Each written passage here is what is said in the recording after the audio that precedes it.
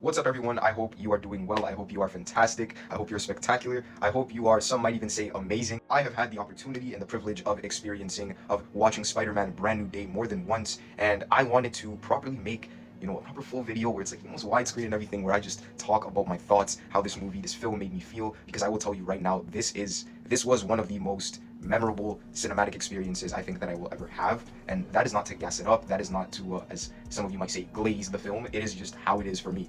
I've described my experience with Spider-Man Brand New Day as like a roller coaster of emotions to just explore, and it really is that. It's that and more, if I'm being honest, because for 145 minutes, I was truly overwhelmed. My amygdala was overwhelmed. I was overwhelmed by how real the story and relatable it was feeling. I would say more than I expected, and that is one of my positives with this film. I will say again and again, it is truly a feast of an esplanade for the mind to explore visually, audibly, and emotionally with multiple senses. It's a great cinematic experience like that is always something worth watching on the big screen. Spider-Man Brand New Day is absolutely very much a Peter Parker film to me, as much, probably more than it is just a Spider-Man film, and it nicely mirrors Tobey Maguire's Peter Parker's arc in Sam Raimi's Spider-Man 2, which a lot of people will say, they'll point that aspect of it out, or that opinion. I love Spider-Man, I love Spider-Man, I cannot express that enough.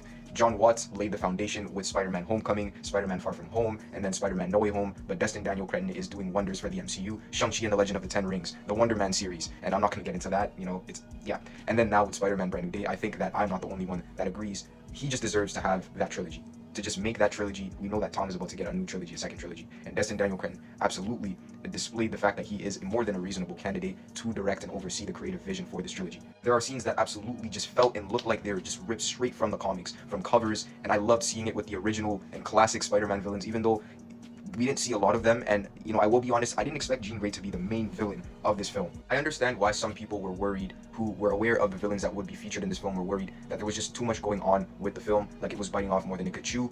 But with that being said, I enjoyed seeing Mac Gargan's Scorpion. I enjoyed seeing Michael Mando fill that role because he really does a great job, in my opinion. And Tombstone, Lonnie Lincoln, played by Marvin Crondon Jones III, love him. Honestly, him as Tobias Whale in the CW Black Lightning series, that is real ball knowledge. To see Boomerang, to see Tarantula, Ramrod, even the Hand, and I'm gonna be honest, the Hand, every scene with Spider-Man, with Peter Parker in the Hand in Spider-Man Brand New Day, I loved it. I loved it. Those are like some of my favorite action scenes. Oh my goodness, the shots that I just were so ecstatic to capture. I experienced this. I had the privilege of experiencing this in ScreenX with very good seats, so you could just imagine the .5s that I was able to get. Tom Holland absolutely gives his best performance to date as Peter Parker, as Spider-Man. The growth of seeing him, seeing Jacob Batalon as Ned, Zendaya as MJ, just the trio of them to me is very, I admire it and I respect it. I love the fact that Tom Holland and Jacob Batalon, they're best friends, and obviously Tom Holland and Zendaya are husband and wife. The fact that like now they're married too, like it's insane, but it reflects in this film, and I absolutely love that and I respect it. Tom Holland's Peter Parker, Spider-Man, is absolutely no longer Iron Man Jr. Cut that chatter on him right now, because he absolutely proves it in this one.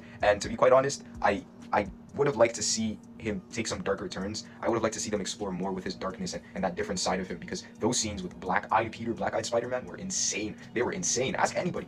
I will say again and again, Jacob Batalon as Ned in this film is the coolest he's been as Ned, and Zendaya as MJ, her performance is so good, it genuinely hurts. It actually hurts. And when it comes to Tom Holland's performance as Peter Parker Spider-Man in these films, I'm a little bit scared, because it's like, what if people can only see him as Peter Parker, as Spider-Man? He's an actor. He's going to act in other films. He already has acted in other films. He's a big deal. In the same month, he has The Odyssey, where he is an actual, key character in it, and Spider-Man Brand New Day. And this film, it's already crossed $1 billion in less than 7 days. Like, this man is doing numbers on levels that are just insane. And his wife, too. They are Hollywood's young power couple. You want to talk about, they might be the next Brad and Angelina, status-wise and just box office-wise. More, maybe, probably more. I absolutely love Marissa Tomei's inclusion as Aunt May, her return in this. I love the way that they use her, because she really does teach important lessons. I don't want to sound like a, I don't want to just say that, but Spider-Man Brand New Day forces you to walk away with thoughts, and these thoughts, they're lessons. I'm going to be so honest, as somebody who is young, I'm younger than Peter Parker in this film, but the relatability of this film is what connects, I promise you, it is what is connecting so many young people who watch this. She is the center, where she draws in a lot of that emotion and heart and sincerity in this film. And when they showed her tombstone, I was like, hold on, they expect us to believe she was born in '64? I'm not saying that to mean anything or to offend anyone, but man, she looked great. She looked great. Marissa Tomei looked great. I am happy with Sadie Sink's casting as Jean Grey in the MCU in this film, though I do agree with a take that I heard from Straw Hat Goofy, shout out to that legend, and he was saying that they shouldn't have hidden the fact that Sadie Sink was playing Jean Grey. They should have marketed her character because, like I said earlier, I didn't expect her to be the main villain. And I agree with Straw Hat Goofy. I don't think that was the best decision by them. And to be quite honest, the way that she was used in the film, you know, I liked it. Don't get me wrong. I cared very much about her story and even the story with her sister. And I felt that, like, that scene when she was like, if anyone's going to wield this power to me, I felt that. I was like, whoa. Like, when she did what she did, her power ranging, what, a kilometer? I did not expect her to be that powerful so early on in her introduction in the MCU. But I guess they're not playing games. She could very well also have the Phoenix Force already. But I just think that the way that this film was marketed, even with the Hulk, I personally thought that we didn't get as much Hulk as we were anticipated to get.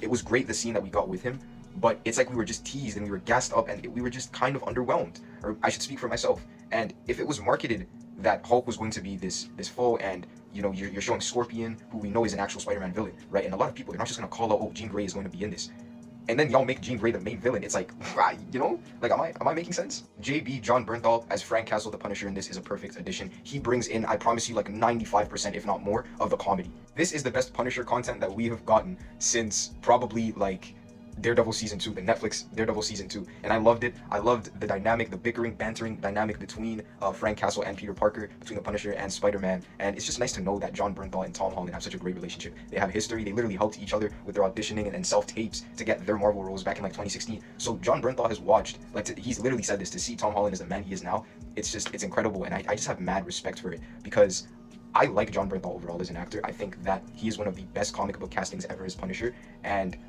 he boosted my he boosted how much I actually like the character of Punisher with his performance, which is that I respect even more. Like, for you to boost my enjoyment and love for the original source material because of your acting, because of your expression, of your art, like, that is mad respect. Mel Tillman plays a character that is crucial to the MCU's future. He kind of reminds me of like William Stryker, as he is probably going to be hunting down mutants.